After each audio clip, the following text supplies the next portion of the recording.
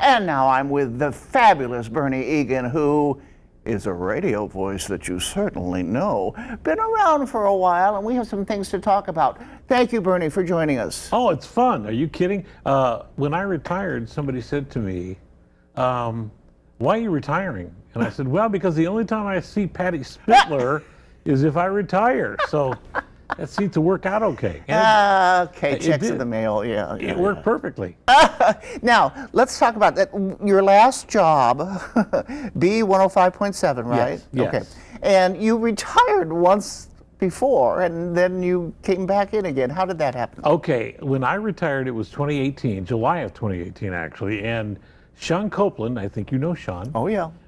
Does mornings, and he's also the program director, and he called me 2 days after I retired, and he said, my first goal as program director is to get you back to do weekends and part-time. And I said, okay. And he said, you know, the nice thing is you can say yes to shows, you can say no, whatever you want to do. You're retired, so it's up to you. And that was 6 years ago. Wow. And it has been so much fun just to do that, you know. Now you're retiring again. Again, yes. Yes. And what are you going to do when you retire this time? Well, you know, it's probably not going to be much different than the last time. I just, I never get bored. You know, I have a recumbent bike. I ride that a lot. I read a lot of books. I hang out with my wife, Teresa. Now, I want to go back and talk to you about your past, being... Not the bad parts, right? No. Oh, good. There are no bad parts. I mean, you're blind, and you were born blind. Yes. Correct? But you always wanted to do radio. I did. It never stopped you. Your blindness never stopped you from doing what you want to do. No. So when did you first decide you wanted to do radio? Well, you know, I always tell people that when I was 10 years old, I would hear all these people on the radio, and they always sounded like they were having so much fun. You know, I'd listen to stations like WLS and WCFL in Chicago, WABC in New York. You know, anything I could get at night was always fascinating to me. And these guys on the air seemed like they were having fun. And I'm like, well, that's a lot better than working. And so I thought, that's what I want to do. And I was very seriously discouraged by people at school, for instance. My principal said, you really shouldn't try to do radio. Don't try to do radio.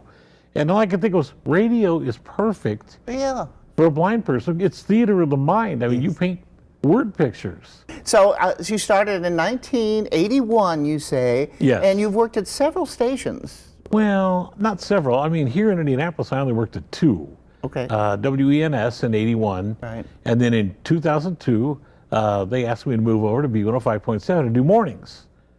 And I went. I wasn't happy about it because I thought mornings is awfully early.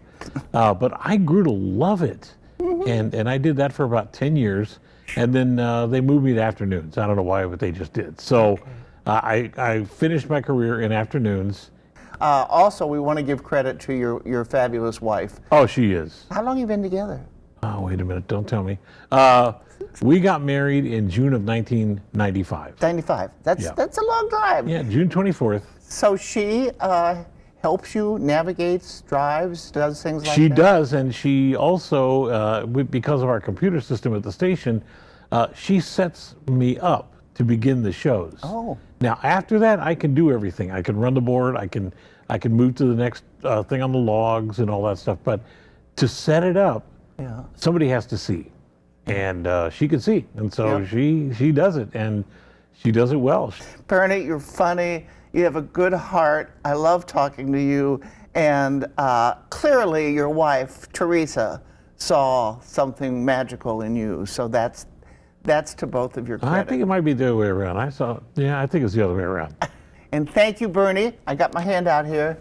There you go. See, that's a cool thing because a lot of people don't know to do that. They'll hold their hand out and and then the blind guy doesn't know the hand's out. So, you know. Well, I also get to touch your knees. Oh, that's true. That's it.